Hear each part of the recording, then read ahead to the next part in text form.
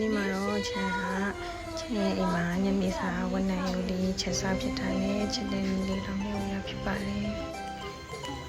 ။ဒါလို့ရှိရင်အိုးလေးကိုပူအောင်တဲပြီးတော့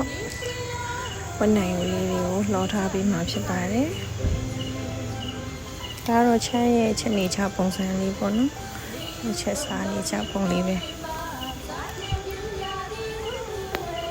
နိုင်ရိုးလေးတွေကိုအယောင်ပြောင်းလာတဲ့အထိရှိနဲ့လုပ်ပေးရပါမယ်။အဲ့ချိန်တွင်မှာချမ်းဟာချက်သွန်ဖြူနီရဲ့ရုပ်သီးပဲ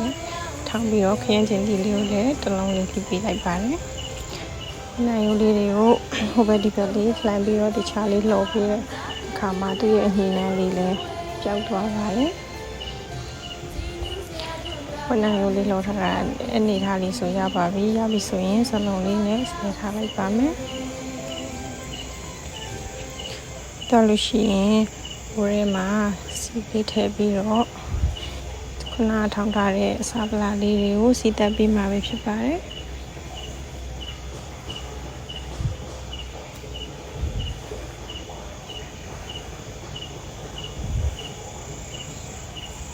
စီလေးဆလာပြီဆိုရင်တော့ချက်သွန်ဖြူလေးထောင်းထားတာလေးကိုအရင်ထည့်ပါတယ်အယောင်တင်မုံလေးလည်းတစ်ခါလေးထည့်ထောင်းထားရပေါ့နော်အသားမှာလုံးပြီးနေရတာမျိုးမကြိုက်လို့ပါ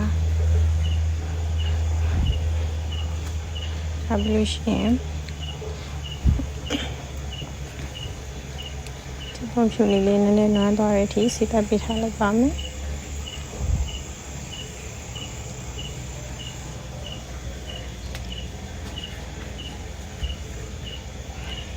ီအချိန်တွင်းမှာစီနွမ်းလာပြီဆိုရင်အနက်လေးမွေးသွားအောင်လို့နွမ်းမုံလေးနဲ့ငယ်ကိုလည်းထည့်ထားပေးလိုက်ပါတယ်ချက်သွန်ဖြူလေးလည်းနားသွားပြီးစီတာထားတဲ့နံလေးလည်းမွေးလာပြီဆိုရင်တော့ငရုတ်သီးလေးကိုပဲအရင်ထည့်လိုက်ပါမယ်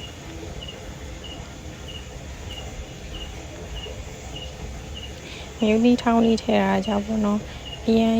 ပြီးတော့အလိုမျိုးဖြစ်မှာဆိုလို့ပါလက်ဆက်ဆက်လေးစားအောင်လို့ဆိုပြီးထည့်ထားလိုက်တာဖြစ်ပါတယ်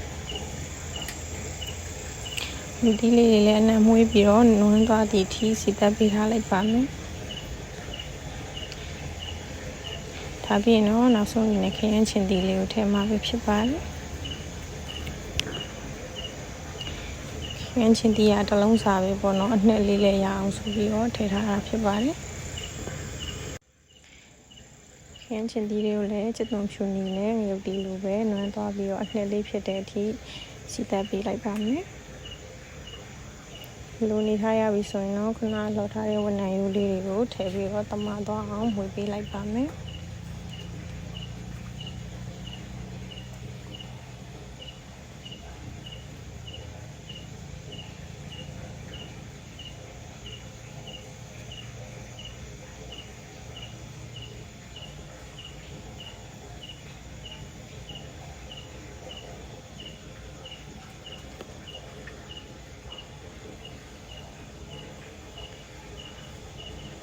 မွေးပြနှမ်းသွားပြီဆိုလို့ရှိရင်တော့ချမ်းလို့စားအနေငယ်ရဲ့အင်းချိုမုံအနေငယ်ရဲ့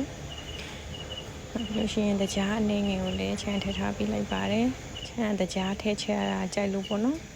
ဒါတော့ကိုမကြိုက်ရင်လည်းမထည့်လဲရပါတယ်နောက်ပြီးတော့နောက်ထပ်သမားတော့အောင်လို့ထပ်ပြီးတော့မွေးပေးလိုက်ပါတယ်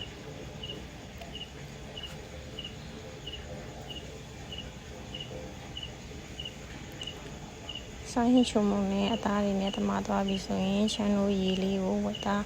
မြုပ်ယုံလောက်ထိထည့်ပြီးတော့အဖုံအုပ်ပြီးတော့15မိနစ်20လောက်တည်ပြီးထားလိုက်ပါမယ်အချိန်တွင်းမှာပေါ့နော်ချမ်းကငါးကောင်းချင်းလေးချက်မလို့ဆိုပြီးတော့မုံလာဦးရဲ့မုံငင်းလေးကိုပြင်ဆင်ထားလိုက်ပါတယ်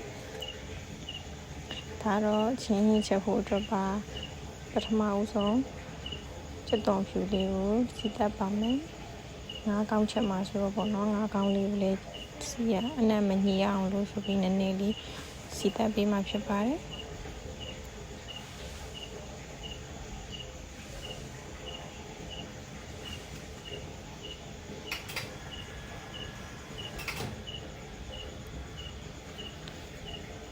အချိန်တွင်းမှာချမ်းရဲ့ထမင်းကိုလေးရတော့ကျက်သွားပါပြီ ငွေလေးနဲ့လှပ်ပြီးတော့ထမင်းကိုလေးဆက်ပြီးနှက်ထားလိုက်ပါအောင်မယ်ငါးကောင်းလေးကိုပေါ့နော်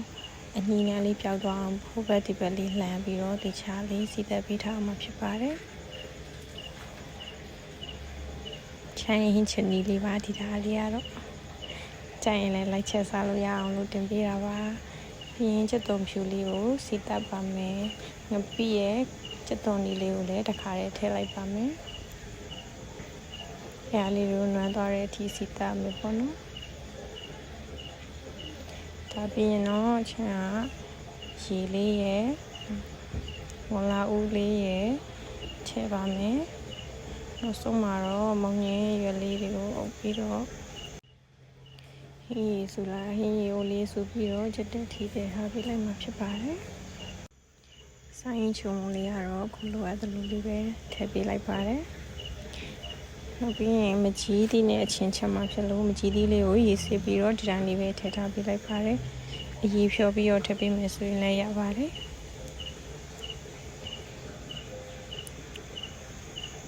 စားပလာတွေအကုန်လုံးထည့်ပြီးဆိုမှမုံငင်းဖြူလေးတွေကိုပေါ်ဆုံးမှာထားပါတယ်သူကအနူးလွယ်တာမလို့အမြန်နဲ့နူးပြီးတော့မပြဲတော့မှဆိုလို့ပါဖုံးလေးအုပ်ပြီးတော့စူတဲ့ထိတက်ပေးလိုက်ပါမယ်ဟင်းကိုလေးလည်းဆူလာပြီဆိုလို့ရှိရင်အရသာပေါ်ငံလေးကိုမြည်ကြည့်ပါမယ်